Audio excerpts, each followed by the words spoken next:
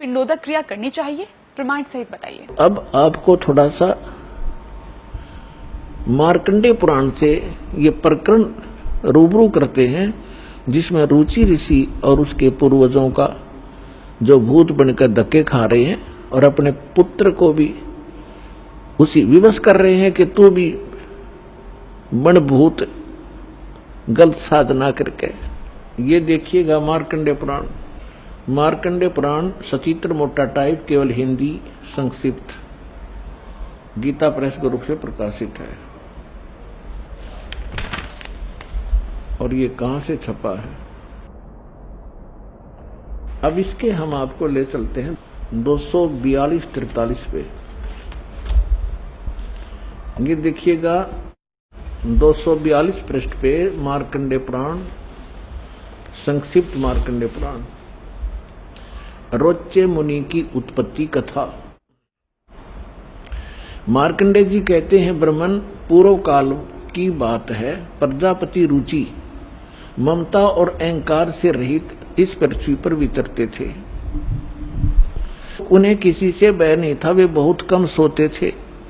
उन्होंने न तो अग्नि की स्थापना की थी और न अपने लिए घर ही बना रखा था।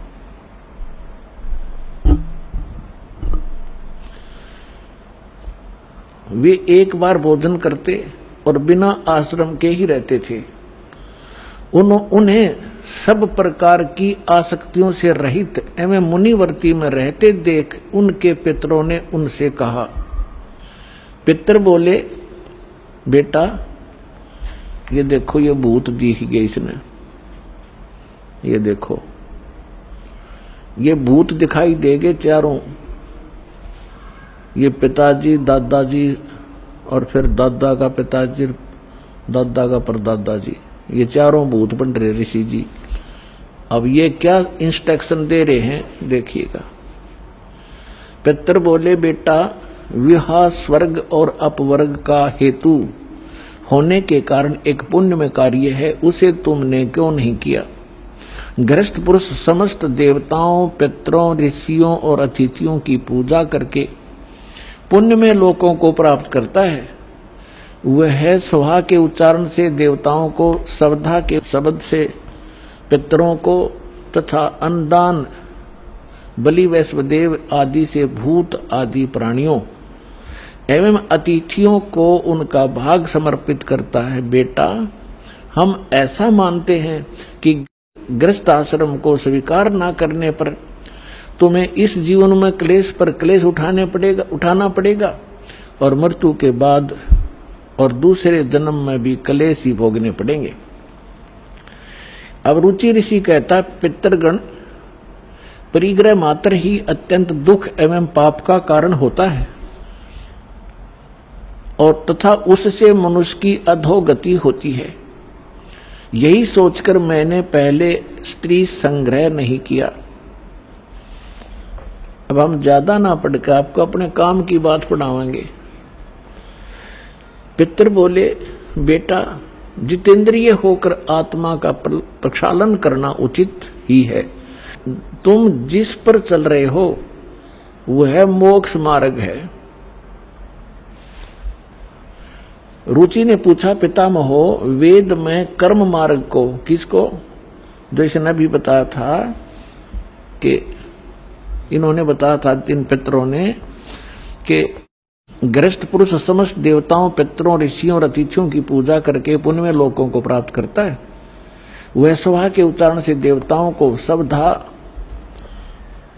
श्रद्धा के शब्द से पितरों को, अन्न दान बलि वैश्वदेव आदि से भूत और आदि प्राणियों एवं अतिथियों का उनको भाग समर्पित करता है। बेटा हम ऐसा मानते हैं, गृहस्थ आश्रम को स्वीकार ना करके तुमने जीवन में क्लेश पे क्लेश भोगने पड़ेंगे। भावार्थ है कि जो तुम ये श्राद्ध श्रुद्ध ना निकालता, ये निकाल है। अच्छा यूं क्या कह रहा है फिर? ये कह रहे हैं कि जो तू लग रहा है ना, यू तो है मोक्ष मार्ग।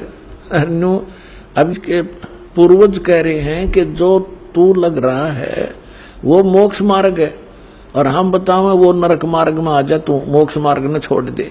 ये देवता कह रहे कि पितर देखो पितर बोले, बेटा जितेंद्रिय होकर आत्मा का प्रक्षालन करना उचित है, किंतु तुम जिस पर चल रहे हो तो मोक्ष मार्ग है। हरिभाम बतावांगे वो कौन सा मार्ग है। अब रुचि ने पूछा, पितामहो वेद में कर्म मार्ग को अविद्या कहा गया है। ये श्राद्ध श्रुद्ध निकालना, भूतों की पूजा करना, तेरहवीं करना, ये सारा कर्म मार्ग है, कर्म कांड है। वेद में कर्म मार्ग को अविद्या मूर्खों का मार्ग कहा गया है, फिर क्यों आप लोग मुझे उस मार्ग पर लगाते हैं। पितर बोले, ये सत्य है कि कर्म को अविद्या ही कहा गया है, इसमें तनक भी मिथ्या नहीं। फिर क्या रह गया। अब इनकी अकल देखो, इनकी चोर ले गए इनकी अकल को, इन पितरों की, श्राद्ध निकलवाने वालों की।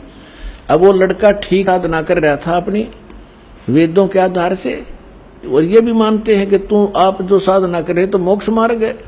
और क्या हमारे वाले माजा तू कुएं में गिर पितर बने।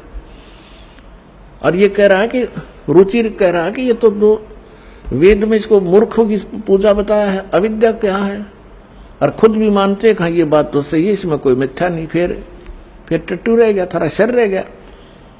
क्या रह गया? जो वेद में रिजेक्ट कर दिया कि साधना नहीं करनी चाहिए, पितृ पूजा, भूत पूजा। अब कहने का भाव यह है कि इन्होंने इस रुचि को डरा धमका के, अटबट सुना के, अब जिसके पहले वाले चार दादे परदादे पिताजी दिखाई दे जा, ये तो खैर बुद्धिमान व्यक्ति था, थोड़ा बहुत इसने तो अपना तर्क दे भी दिया।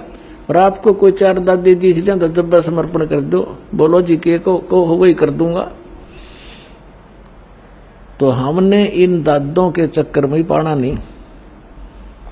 श्रीमद् भगवत गीता अध्याय नंबर 9 के श्लोक नंबर 25 में कहा है कि जो देवताओं की पूजा करते हैं देवताओं को प्राप्त होते हैं, और जो पितरों की पूजा करते हैं पितरों को प्राप्त होंगे, पितर बन जाएंगे। और भूतों की पूजा करने वाले भूतों को प्राप्त होंगे, वह भूतों वाले ग्रुप में चले जाएंगे भूत बन के। और गीता ज्ञानदाता कहता है मेरी भक्ति करोगे मुझे प्राप्त होगे। देखिएगा, ये श्रीमद् भगवत गीता गीता प्रेस गोरखपुर से प्रकाशित है। जयदाल गोविंद का इसके अनुवादक हैं। अध्याय नंबर 9 के श्लोक नंबर 25 को आपके रूबरू करते हैं। यह है अध्याय नंबर 9 श्रीमद् भगवत गीता और 25वां श्लोक। देवताओं को पूजने वाले देवताओं को प्राप्त होते हैं, पितरों के पूजने वाले पितरों को प्राप्त होते हैं, पितरों को प्राप्त होंगे पितर बन के जाएंगे वे। और भूतों को प्राप्त होने वाले भूतों को प्राप्त होते हैं, मेरा पूजने वाले मुझको प्राप्त होता है। अब इस पवित्र श्रीमद् भगवत गीता ने भी स्पष्ट कर दिया, भूत पूजोगे तो भूत बनोगे, पितर पूजोगे पितर बन जाओगे। और देवताओं की पूजा करोगे देवताओं के लोक में जाकर उनके अनुचर बनोगे।